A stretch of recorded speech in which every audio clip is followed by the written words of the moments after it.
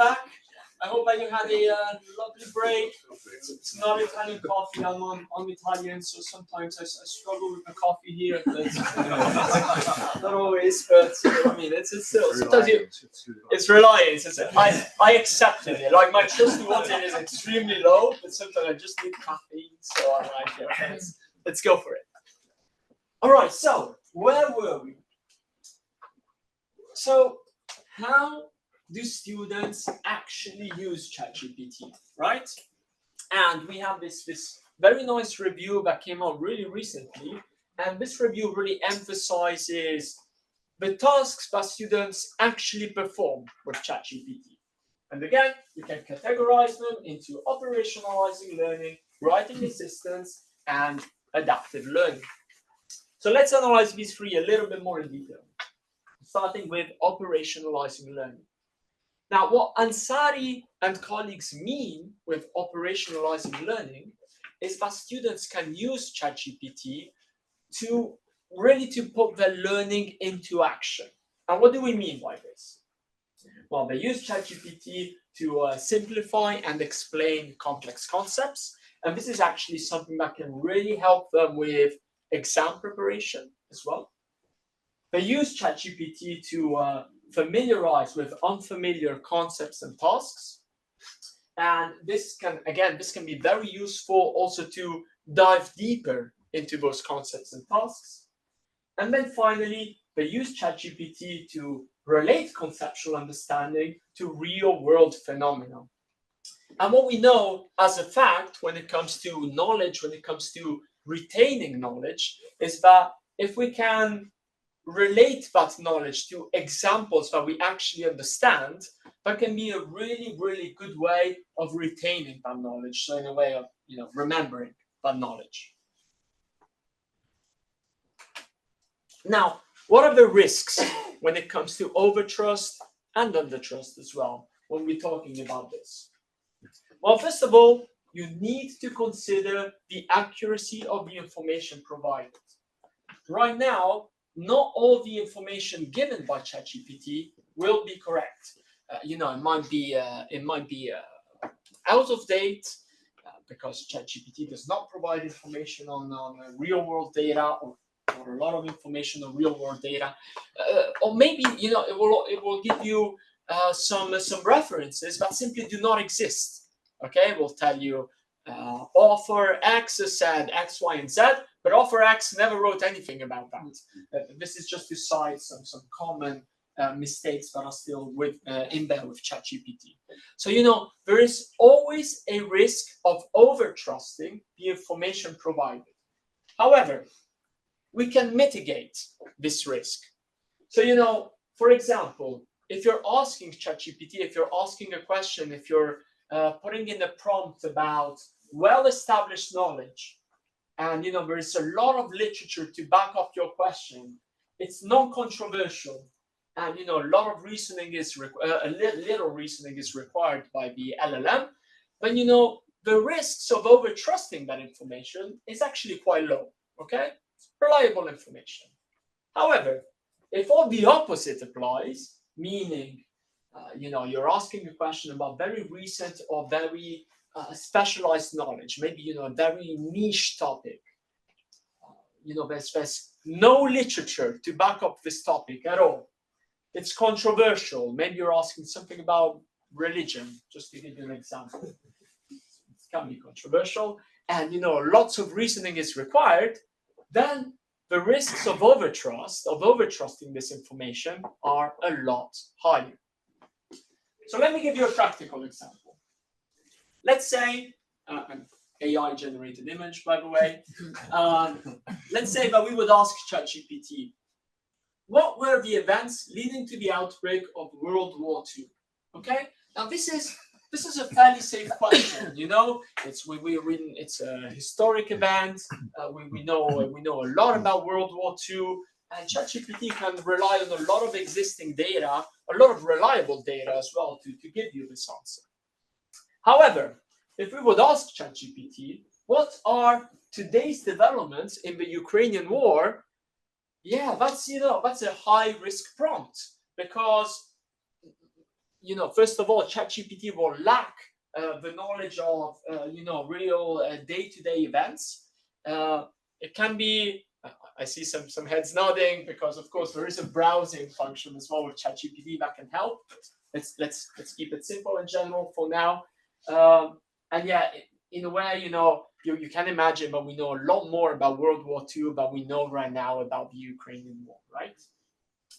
So students should really consider the accuracy of the information provided and adopt an evaluative approach. And when I say adopt an evaluative approach, it's that they really need to consider the output of ChatGPT based on the input that they provided. How risky is my input? And based on this information, how accurate could or could not be my output. Maybe it's accurate. Huh? You can also ask a very risky question and get an accurate answer back. But you need to evaluate that, all right? And not just blindly accept it. But what I like to emphasize is that there's not only a risk for overtrust, but there is a risk for undertrust as well. Not using ChatGPT to simplify concepts can be a truly missed opportunity. And what happens in this case? Well, students might not simplify the concept at all. And if they don't do that, simply put, maybe they just do not understand that concept. That can be a problem for their exam. Or maybe they simplify the concept using other sources. And I mean, don't get me wrong, this can be an extremely rewarding thing to do, okay? You're just, you're searching the literature. It can be really great. It can be great for retaining knowledge as well. But, we need to think, what are the learning goals that we're trying to achieve? What is the time that students have available to perform this task? So in a way, this could be an indication that students are not using their time to their best of their capabilities. Writing assistance. This is the second, let's say, key way in which students use ChatGPT. So they use ChatGPT for generating ideas, for generating first drafts, and this is a scary one if you ask me.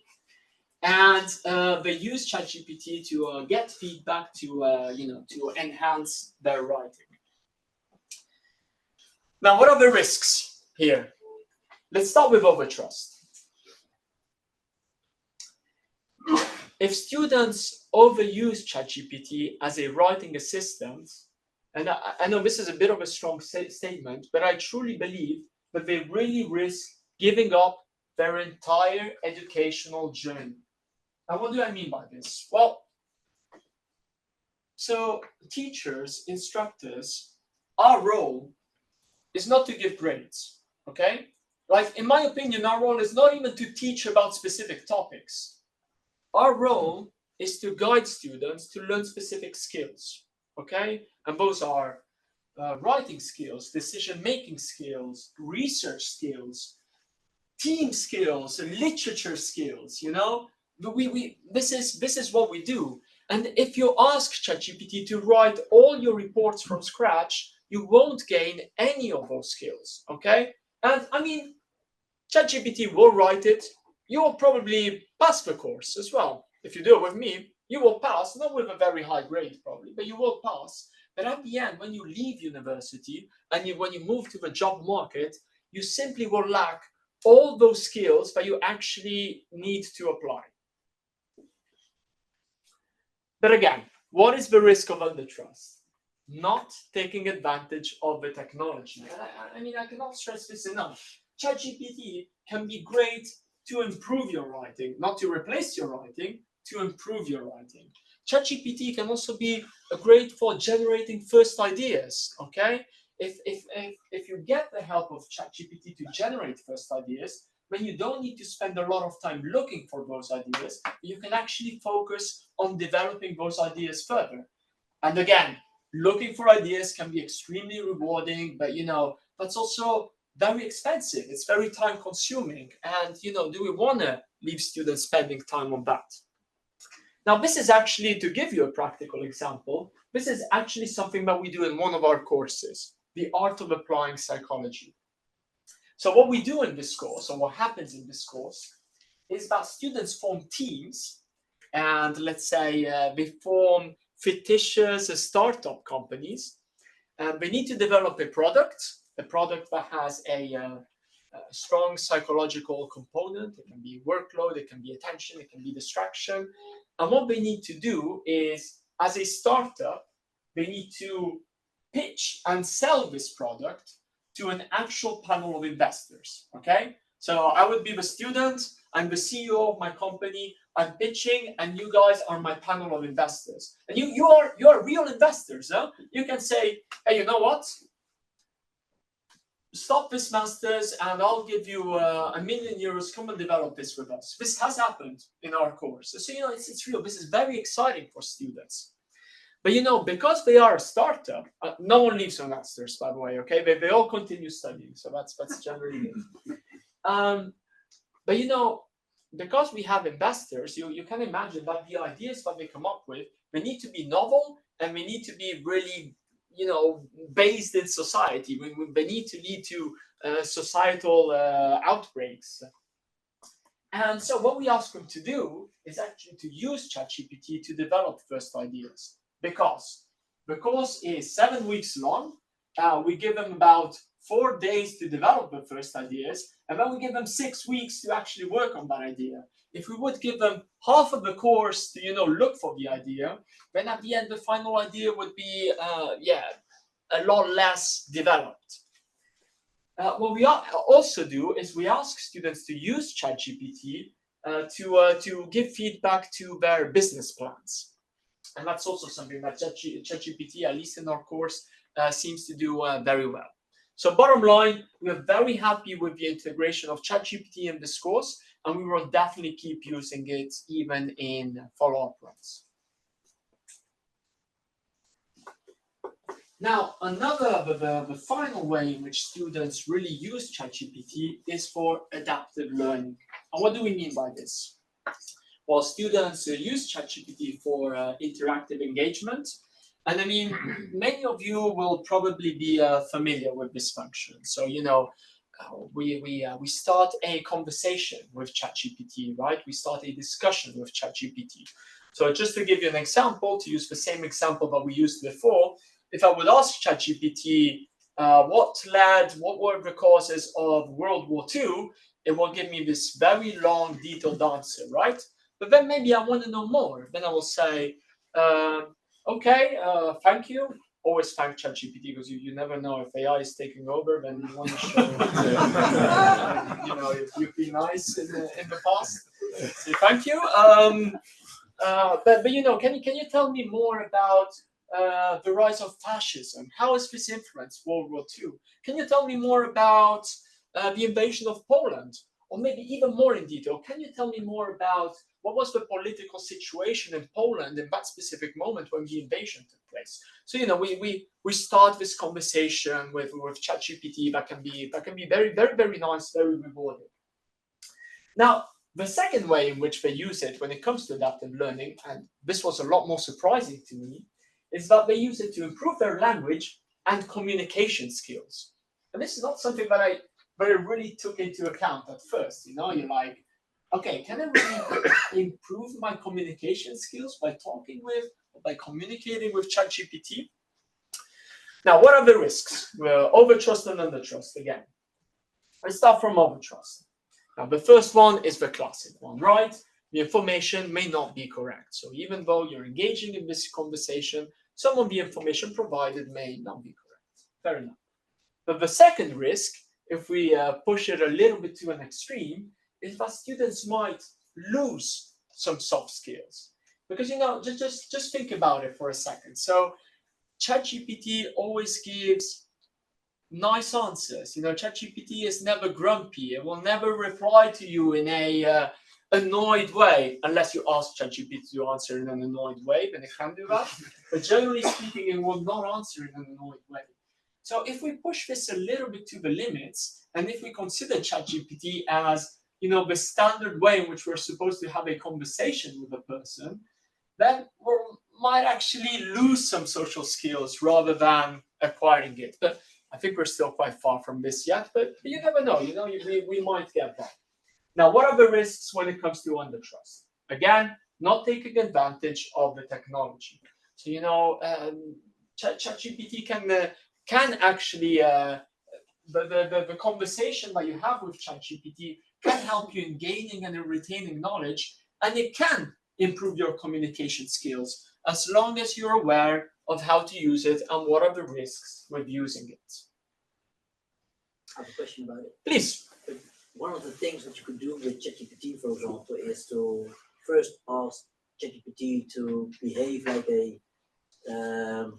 a real hard boss, and then you can simulate like a meeting with your boss about your salary, for example, and then it could be kind of it's not always acting nice then anymore. But then you have to specifically ask ChatGPT to also behave not like that. That's a very, very good point. And I think that in a way, what you're just pointing out kind of summarizes all these risks together, because yes, this is what we're saying. It can be used greatly to improve your communication skills, but you do need to know how to use it. So, if you're framing it in a certain way, we're saying, okay, I'm going to have an interview. It's going to be very competitive. Can you please provide some questions, or can we have this interaction in a way that reflects the situation? Then yes, that might be an amazing way to train your communication skills. But if you're just doing it back and forth with questions, and as a student that does not ask smart questions like this, you just think, okay, this is how it goes. This is how it always goes. We just have response situation A follows situation B. Then you're not framing it in that way. And this is exactly the point. You need to know the capabilities. You need to know the opportunities that come with it. Framing it in the way that you just suggested would be an amazing way to train that situation. So I agree with you 100%. Now, in the last couple of slides, I'm really good with time. In the last couple of slides, so we emphasize the risks of overtrust and the risks of undertrust. The one key take-home message that I really hope that you will manage to take back home from this lecture is that we need balance, right? We need to align the trust of the user with the actual capabilities of the system. And I mean, think about it. I always like to rely on examples, but having that access to ChatGPT in a way is like having access to a really good human tutor. Okay? Now, if you have access to a human tutor and you pay that human tutor to write all your essays from scratch, that is not a good use of your time, and it's definitely not a good use of your money. However, if you have access to the tutor, but you decide never to use it because you believe that you can do everything by yourself, that's also not efficient. So we need balance between these two things. And this balance is very important when it comes to teaching, this is a bit low, but when it comes to teaching responsible use of the tool. And when we teach how to use ChatGPT, in my opinion, okay, of course, we need to stress what are the risks that come with usage, but we also really need to emphasize the opportunities that come with it. Now, with that being said, it's important to understand that there are still many things that we don't know about how students use ChatGPT and how they should use it, okay? And that's simply because the tool is very new, right? I mean, we just had it for 2 years, so there's still many gaps that we need to fill, many gaps that we need to address. And according to recent literature reviews, some of the main gaps are the lack of empirical studies, meaning that we're still missing truly reliable data with control groups that really tell us what are the benefits of the technology. There is a lack of European studies. Most studies included in the literature reviews are based on Asian studies, right? And I mean that there are cultural factors, but we need to take into account here as well. And then finally, there is a lack of studies on the use of ChatGPT in the social sciences. A lot of studies that investigate the use of ChatGPT focus on STEM disciplines, meaning science, technology, engineering, and mathematics. Yes, that's STEM. So, leaving us a little bit in the dark about how students in the social sciences, such as psychology, just to give you an example close to my heart, how they actually use this technology. Now, my lab is actually trying to fill in some of these gaps, and quite recently we conducted a study trying to see, do students really overtrust the ChatGPT? Because this is something that we always worry about. And actually, surprisingly, what we found in the study is that students often undertrust ChatGPT and tend to rely more on human answers, even when those human answers are not correct. Very important. Now, I presented this work at the Kai conference in Honolulu, Hawaii. But I can assure you it's an amazing place for it. I'm not gonna lie. So you can read all about this. It's online. It's published. It should be freely accessible. And we are running a follow-up about this right now in my lab. Now this brings me to the end of this talk, and I would actually like to conclude. I would like to end with a quote by American psychologist Skinner that I believe nicely summarizes what we've discussed so far. The real problem is not whether machines think, but whether men do. So, moral panics about new technology have rarely been a good guidance for public policy, okay? A better reaction is proper education, okay? Proper education about the use, the advantages, and the limitations of LLMs. Students will keep using AI, okay? It seems like AI is there to stay. And if we want to develop best practices in education, we need to embrace this technology, and not from a place of fear, but because of the great opportunities that come with it. Thank you very much.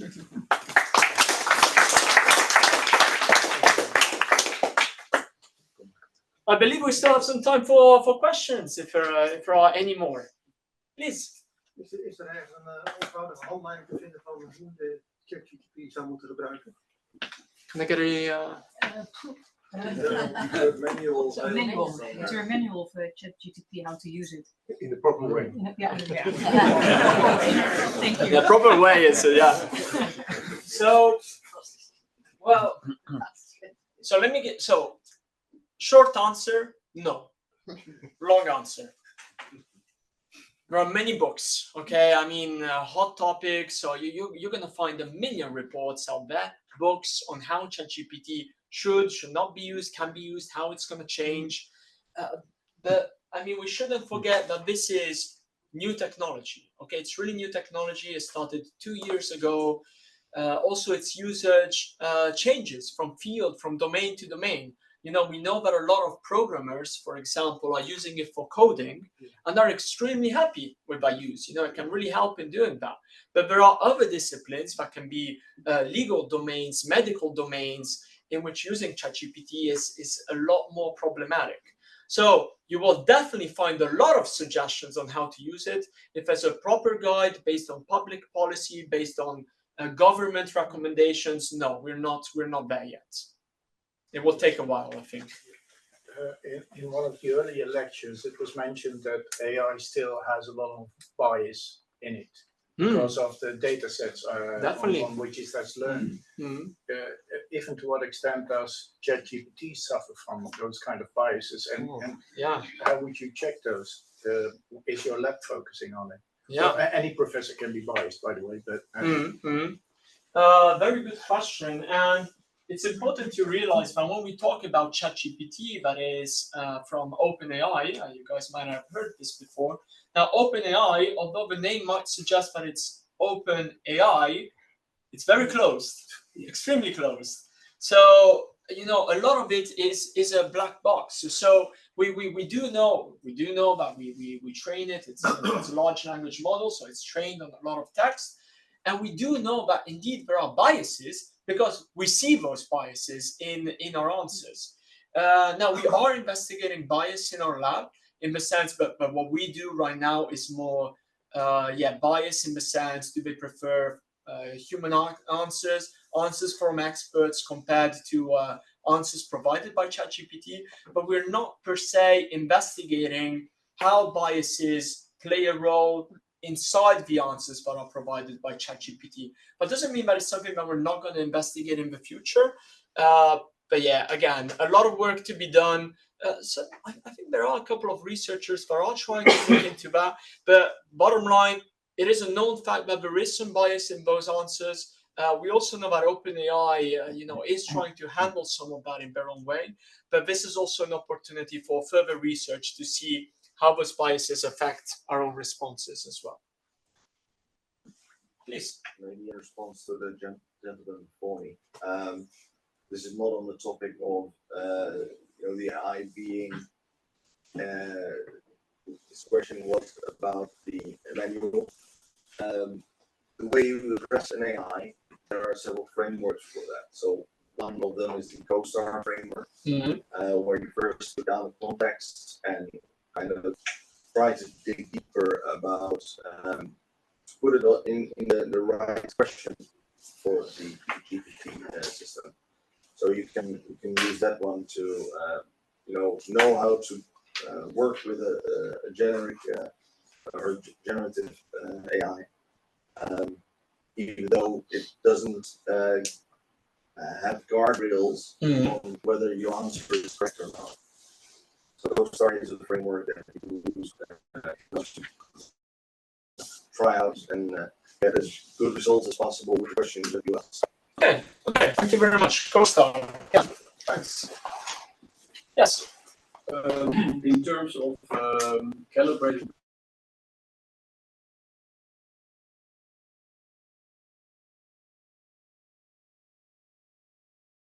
the risks of using automated vehicles, talking about human basis about 2.5 million casualties. So you're considering trust and risks. What are these facts from the past do in coming to a calibrated conclusion? Well, okay, so very interesting question. So, okay, let's start from the bottom line. That is, 94% of road accidents are due to human error. Okay, 94%. Some say 92, but I mean, we're back. So the main driver, I shouldn't use the word driver when I'm talking about cars. The main factor that is pushing this technology is safer roads, right? This is why we're putting so much money into developing this technology. So when we talk about, let's talk about the Dutch government, okay? So the Dutch government is planning 0 deaths on our roads by the year 2050, okay? And in this entire framework, to achieve this goal, that honestly, I don't know if we will achieve, I'm quite pessimistic in that sense. But developing of this technology is extremely important. So I'm not quite sure if this answers your question, but what is really driving the development of automated vehicles is indeed the casualties of the road and how dangerous they currently are. Yeah. Now I asked the question because it seems to me that there is an over focus on these instances where experiments with automated vehicles turn out badly. And then the conclusion is made very easily, well, we shouldn't trust it. I understand. But at the same time, if you look at the facts, we're facing 2.5 million casualties a year. Yeah. And I mean, we could talk about this for half an hour, I think. But I think that the bottom line is that it's a lot easier to focus on the negative aspects rather than on the positive aspects. And I can give you a very easy example about this. I mean, think about flying by plane, right? I mean, what are the actual chances that something is going to go wrong? But still, when something does go wrong, there's extreme media focus on those mistakes, on those errors, and it's at the end that focus, but also in a bit shapes society. And when it comes to self-driving cars, this focus is like per thousand, because I mean, with airplanes, yeah, I mean, it's a more accepted technology in a way. It's already been there for many years, and we have less casualties. But when it comes to self-driving cars, and with Tesla, with the very aggressive publicity campaigns, it's very easy to focus on the negative things that happen with those kind of vehicles. And that's actually why companies such as BMW or Mercedes, obviously recorded, I need to be careful what I say. Well, you know, their marketing campaign, their strategy is very different from what Tesla is doing. Tesla uses a misleading name that is called autopilot. All these other companies are developing amazing technology, but in a way, it's very relatable to what Tesla is doing, but they just market it in a completely different way. And then we see that in people. You buy a Tesla, you want a self-driving car that isn't a self-driving car. Tesla is not a self-driving car. Very important, huh? Teslas are not self-driving cars. This is not the talk of today, but let's make this clear. Tesla is a level 2 system. You need to keep your eyes on the road, just like with any manually driven car. Okay, very important. BMW, Mercedes, that develop all these advanced driving assistance systems, they stress how much safer it can make the roads. And you know, when we use them, we feel, okay, we have stronger safety systems, but we don't per se feel that we're driving a self-driving car, although a lot of the technology in it is similar. Thank you. My pleasure. Yes. To what percentage, because you were talking about 94% of human caused accidents. Yes. With how many percent can it be decreased when we're using more technology-based? Sky is the limit. I mean, is zero actually like plausible, or is it? Well, if you ask me, no. Zero is not plausible, simply because if we're thinking about a self-driving car that comes and picks you up from home and brings you to point B, I don't think that will ever be possible. But that's my perspective. That's my view. That there needs to be, you know, it's not only the technology that needs to improve, but we need to have fundamental changes in the infrastructure. We need smart cities. We need vehicle-to-vehicle communication. We need vehicle-to-infrastructure communication, and we don't need manual drivers. So, you know, we need to make sure also that the self-driving cars and the manually driven vehicles do not interact. Because, you know, the self-driving car can be as perfect as you want, but then if I'm drunk and I'm driving and I just crash into you, there's nothing that the self-driving car can do in that sense. I'm working at a port company, but in our forklifts we have a device that if that nears a person, because every person is wearing like a necklace, if that nears a person, then the forklift automatically stops actually. So that prevents forklift from hitting people. That's really cool. I love that. And in a way, this is comparable to a lot of the systems that we have in automated vehicles as well. So, you know, for example, without going too much into detail, but even if some of these vehicles give you the chance to take your hands off the steering wheel, then they give you a lot of alerts to tell you to put your hands back on. So it's not just, and actually in 2016 it was like that, you know, when we introduced these cars, it was like hands up, hands off, put an orange on your steering wheel, so you know there's still pressure detected, and then you can just go. That's not possible anymore. So you know there are a lot of safety systems that we do implement to avoid casualties and to avoid dangerous situations. Yes. Do you expect, because now your focus has been on driving, but there are a lot of also industrial processes where that are very complex, where AI could play a role. Do you expect that in those processes that AI will be used more, or would you say we are already at the level where human intervention is required at all times? I have no doubts that AI will be used more.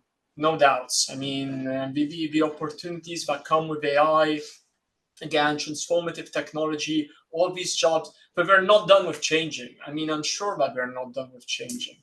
So that would be my short answer. But the second part to your question, I don't think that AI per se will replace the human, you know? Also supervision of these systems will still remain crucial, will still remain a very important thing to do. And this is something that we see with a lot of jobs. So, you know, for example, with air traffic control, although a lot of it is done with, well, some of the detection is done with AI, we do need to make sure that the system is functioning properly. Same with pilots. Pilots, nowadays, I don't want to offend any pilots. I hope there's not any pilots in this audience. But I mean, the job of pilots has changed immensely throughout the years. Like, you know, planes are on autopilot for most of the time. And, you know, what you need to do then is actually make sure that it's leaves off and it lands safely. And what we need in these jobs is still monitoring the system. So, you know, for example, pilots, although all this is done with autopilot, they still need to make sure that autopilot is functioning properly. And I can see that we can have similar issues. We need to adapt to this with a lot of jobs. And I think that, yeah, AI will still need to be checked for a lot of these instances. That would be my prediction, but future will tell us. Yes? Do you think you're pessimistic when you look at the San Francisco example, Waymo, that has the driving cars there already? Sure, they can be taken over remotely, but they are doing the trick. And you know, this is, I think, implemented in a year or 7.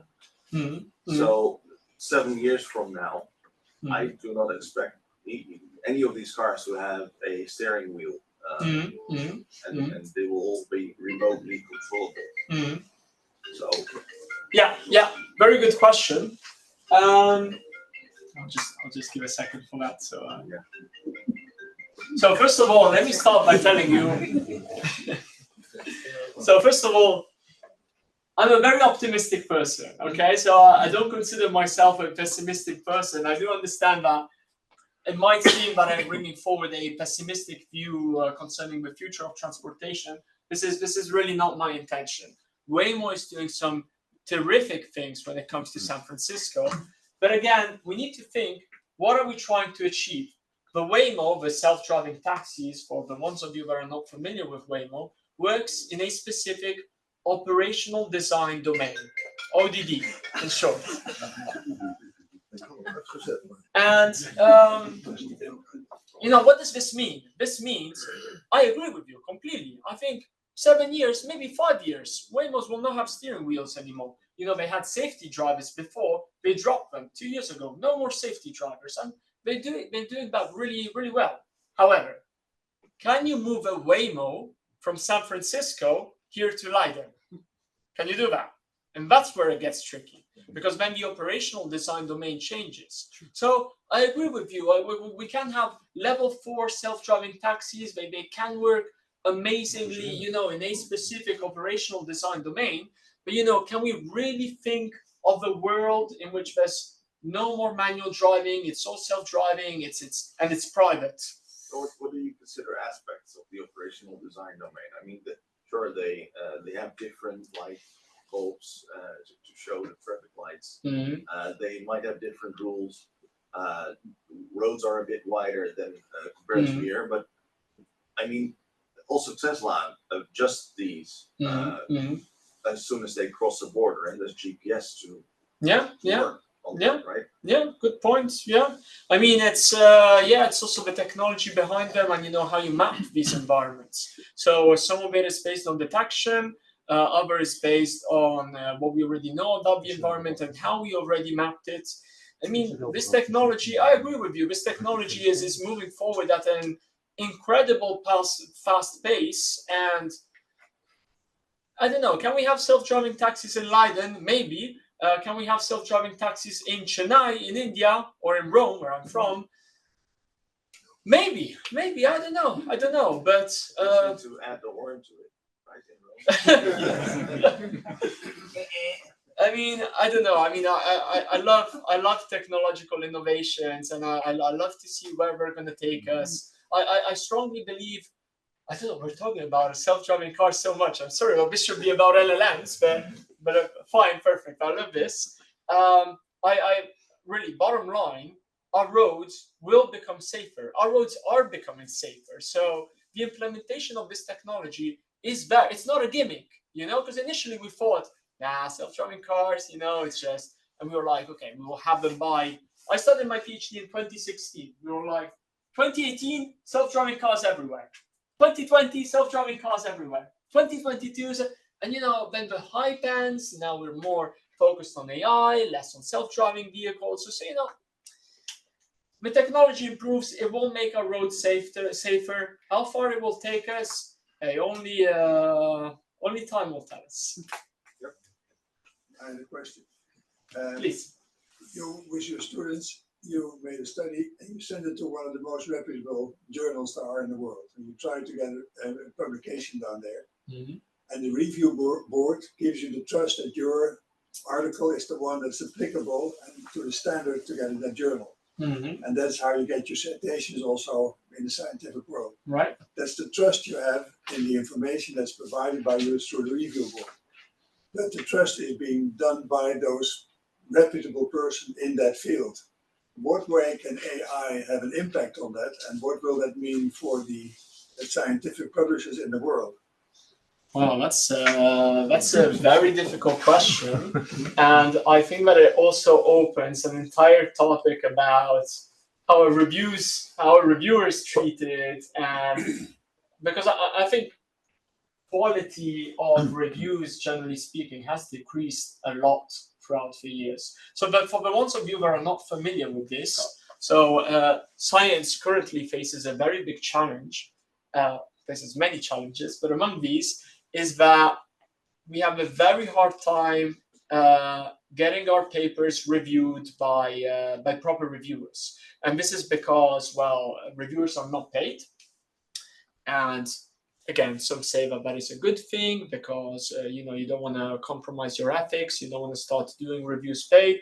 Others say it's not such a good thing because I can still keep my ethics if you pay me, if you give me some money to do those reviews, because as a publisher, you're getting a lot of money out of my free labor. So okay, that is just to frame a little bit this topic. Now, how does AI, how will LLMs play a role in this entire process? Well, first of all, LLMs already play a role in this process in the sense that we know that there are a lot of reviewers because of their, and we're not talking about nature, we're not talking about science, okay, but getting in those journals is to start very difficult. So I think it's, more realistic scenarios that we're talking about more, minor journals, because if you're from Nature, ask me to review a manuscript, I will tell you yes.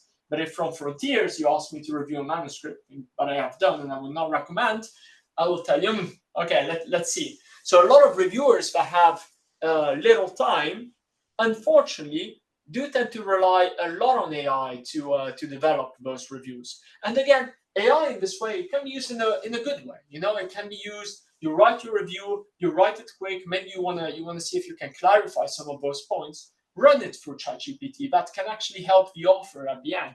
But if you just tell ChatGPT, hey, this is the paper, write a review based on the paper that I've just given you as an input, that's a problem, right?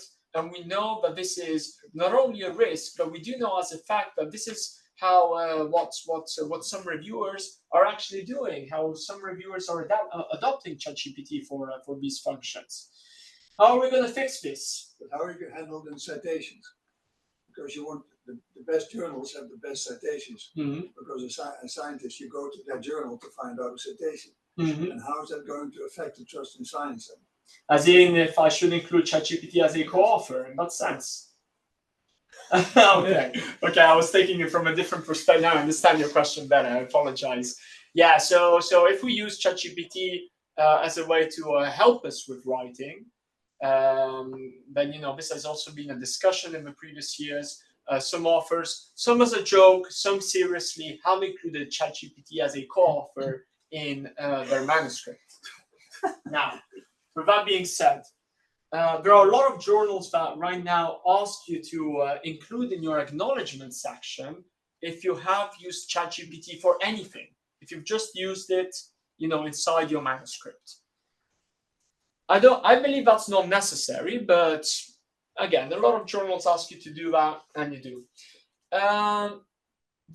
My opinion, and I think this links actually very nicely to what we've discussed today, is that the important thing is that you need to understand how you use this technology. If I'm using ChatGPT to make some of my thoughts in my paper, right? So some of the knowledge that I want to bring across, but it's my knowledge. It's not ChatGPT's knowledge. It's my expertise. If I want to bring it forward, but I'm not a native speaker, and I want to ask ChatGPT to improve that concept a little bit, like, hey, can you frame this in a little bit in a more clear way, for example? It's still my expertise, but ChatGPT is helping me bringing it across in a little bit of more understandable way. In that sense, I really see ChatGPT as a tool, as any tool. We use many tools when we write a paper, and we don't per se in the acknowledgement section, and definitely not in the author section, mention what are the tools that we are using. ChatGPT is a tool, okay? Right now, it's not a companion, it's not a co-author, it's a tool, a great tool if you use it properly, a very bad tool if you don't use it properly. And that is really my point of view on that. Please. You talked about bias. If you would write a paper in Holland right now, your bias should be, at least that's what people think in Holland, should be based on no discrimination, all LGBT, etc. should be nice, etc. That's the bias.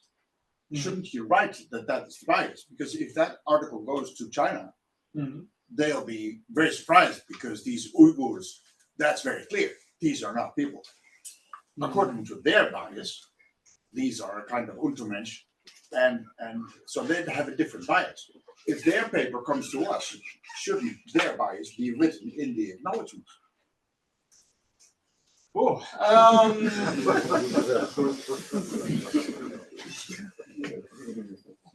well, I don't know how to answer this question. So, of course, you're bringing forward a very general perspective, but if we're linking this perspective specifically to science, what are we talking about, right? So if we're specifically talking about a topic linked to the LGBTQ community, what are we investigating? So, if a paper comes from China, or if it comes from Holland, I'm still expecting the same scientific rigor. If there isn't scientific rigor, that's something that the reviewers should pick up. If there is bias, the reviewers should say, hey, your view here is completely influenced by the social background that you're living in, and we believe that this is not a view that will be that does not per se reflect society as a whole. Then again, that doesn't mean that we can't have contrasting points of view, but that is absolutely fine. But science needs to be rigor. That's why we have reviewers, that's why we have editors, and that's why we have better and worse journals. Bias is part of society. It always was, it always will be. It influences our decisions, it influences our actions. But when it comes to science, and that's why we have control groups, it's also to make sure to check that some of these factors, some of these variables can be taken into account. Is that a good way to go around your question? Yeah. You can also, since we had Trump, we have alternative facts. And they are facts. At least the word says it. And so, yeah, shouldn't that be in the acknowledgement? This is based on alternative facts. Well, can you give me an example? What are you thinking about? Well, at the time, in the beginning of Trump, we had this spokeswoman, where she presented nonsense, and she was asked about it, and she said, "Well, this is alternative facts." So then that starts from a totally different way of looking at it. Yeah, it's politics. And then that should be in, if you have your paper written, that should be written in the acknowledgements. Well, this may include alternative facts. Yeah. But what? No, I wouldn't say no, because I mean it depends. What are we planning on writing? What are we planning on publishing? If you're a politician, you can bring forward all the alternative facts that you want. I mean, and there's going to be a part of the population that will take that as the truth, and another part of the population will take that not as the truth. But if we're talking about science, we're not talking about alternative facts. We're talking about scientific testing. We're talking about, if you have an alternative fact, I wanna test it. You know, you test it and you make sure that your truth is actually supported by science. And again, we can have different theories, we can have conflicting views, but even if you do have conflicting views, there are studies backing up both views. So if your alternative reality can be backed up by data, I accept I accept. Maybe I don't, but I mean, at least I can read about it. But that's very different in a political debate, since it's you know, very unfortunately very contemporary to talk about this right now. In a political debate, you can make up your own facts and they will not be checked. And that's not what we do in science. In proper science, facts are checked rigorously. All tight.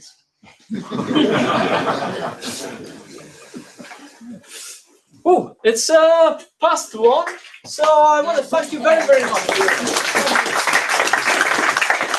It's been a terrific audience. Thank you so much, and enjoy the rest of your day.